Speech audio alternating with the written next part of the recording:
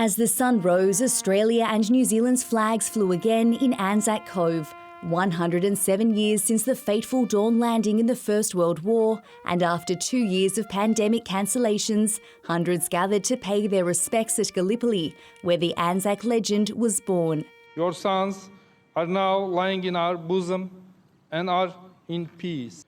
After having lost their lives on this land, they have become our sons as well. More than 8,700 diggers died in the Gallipoli campaign. Another 18,000 were wounded. France commemorated their sacrifice at the Australian National Memorial outside Villers-Bretonneux, where 1,200 Australians died fighting to recapture the village from German forces. Hundreds are buried here. Tonight, their memorial was lit in Ukraine's blue and yellow, a sombre nod to the fresh war raging in Europe. In New Zealand, thousands came out to honour the Anzacs. Here too, the war in Ukraine serving a tragic reminder that peace cannot be taken for granted.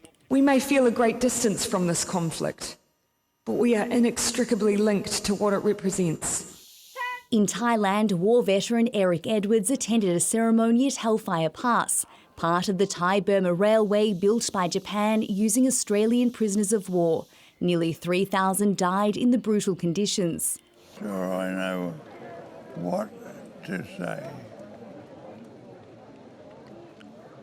Circumstances overwhelm me.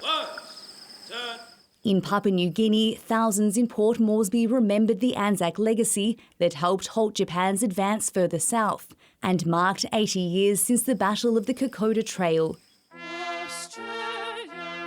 In London's Hyde Park, hundreds gathered at the Australian and New Zealand war memorials. Wreaths were laid in tribute to the fallen.